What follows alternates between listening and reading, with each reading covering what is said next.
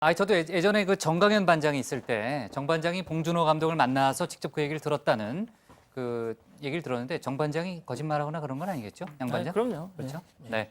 자, 하여간 남의 일 같지 않습니다. 뭐 약간 숟가락 얹는 느낌이 없지 않아 있긴 하지만 하여간 봉 감독의 수상을 축하하고요. 그 저랑 동갑이더라고요. 봉준호 감독이.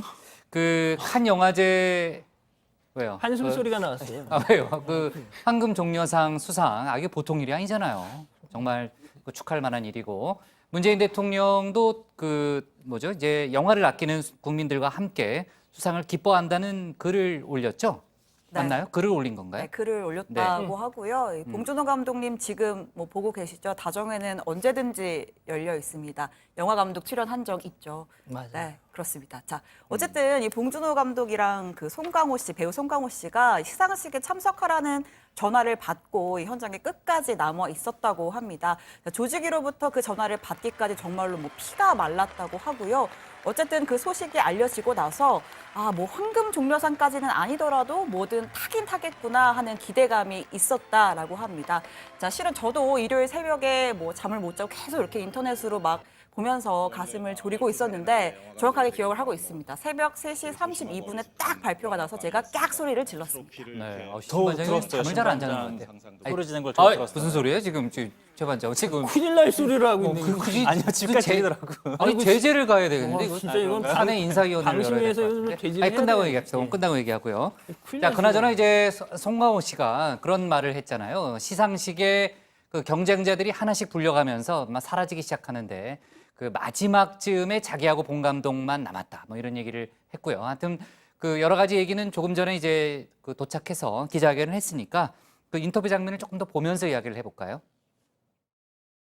저도 처음이지만 한국 영화 전체로서도 처음이기 때문에 한국 영화 100주년인데 많은 한국 팬분들이 같이 응원을 해주셨어요. 한국 예, 봉준호 감독도 마찬가지겠지만 한국 영화에 대한 분들의 사랑이 오늘의 결과를 만들었다고 생각합니다. 예, 대단히 감사합니다.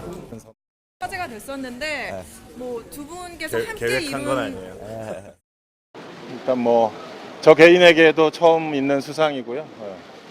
또 한국 영화 100년 역사에도 처음 있는 일이라 뭐 겹경사이지 않을까 되게 기쁜 일입니다. 개봉을 며칠 앞두고 있기 때문에 가장 중요한 또 우리 한국 관객분들과의 만남이 또 남아 있어서 되게 아직도 설레이는 마음이고요.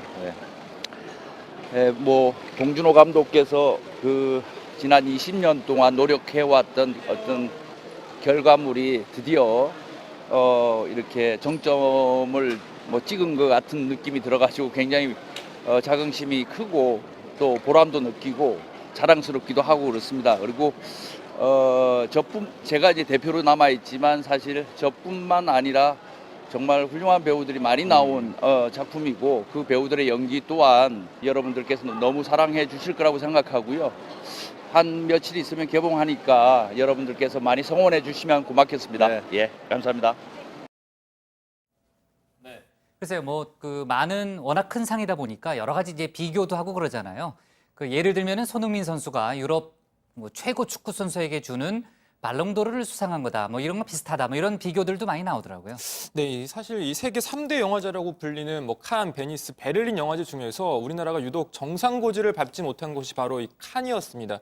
박찬욱 감독이 2004년 올드보이로 심사위원 대상을, 또 이창동 감독은 시로 이 각본상을, 또 배우 전도연 씨가 밀양으로 여우주연상을 받은 바 있었지만 유독 이 황금 종려상은 받지 못했었죠.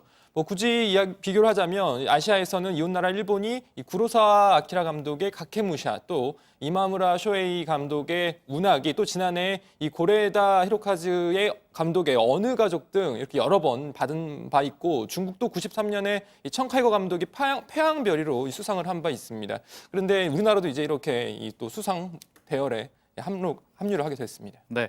자, 기생충 뭐 예매율 1위라는데 어떤 영화예요? 네, 일단 이 기생충 제작비 총 제작비 150억에서 한 160억 원이라고 합니다. 그러니까 손익분기점이 370만 명으로 알려졌는데요. 그런데 이 칸 영화제 수상 이후에 전 세계 192개국 이것도 뭐 기록이라고 하는데 사전 판매가 돼서 어느 정도 제작비를 지금 뭐 회수한 상태여서 손익분기점은 더 낮아질 걸로 보입니다. 이 영화는 전원 백수인 이 기택내 장남 기우가 이 박 사장 내 고액과외 선생이 되면서 일어나는 예기치 못한 사건을 다룬 블랙 코미디인데요. 이 가난한 가족과 부자 가족 이야기를 통해서 빈부격차 문제를 다룬다고 합니다. 작품성, 뭐 예술성, 대중성을 고루 갖추고 있다는 평가를 받고 있습니다. 벌써 베껴온 것 같은데 느낌에. 그리고 조사 제대로 한 거 맞아요? 네, 좋아요. 하여튼 기대가 크고요. 그 봉 감독이 송강호 씨에게 트로피를 그 무릎 꿇으면서 바치는 그 장면이 상당히 인상적이었다. 예, 그런 지금 지금 나오네요. 예. 그런 평가가 많더라고요. 그렇습니다. 뭐 자신의 페르소나라고 이렇게 표현을 했더라고요. 일단 가장 위대한 배우이자 동반자다 이렇게 치켜 세웠다죠. 두 사람의 인연이 시작된 게 17년 전쯤입니다. 송강호 씨가 무명 시절이었죠.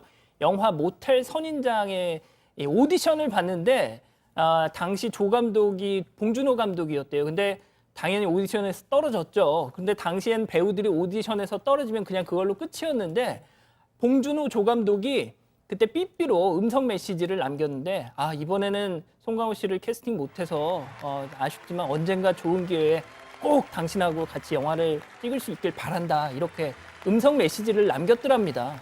근데 그때 받은 그 봉준호 감독에 대한 좋은 인상이 영화 살인의 추억 출연으로 이어졌다고 하더라고요. 또 그런 인연이 있었군요. 자,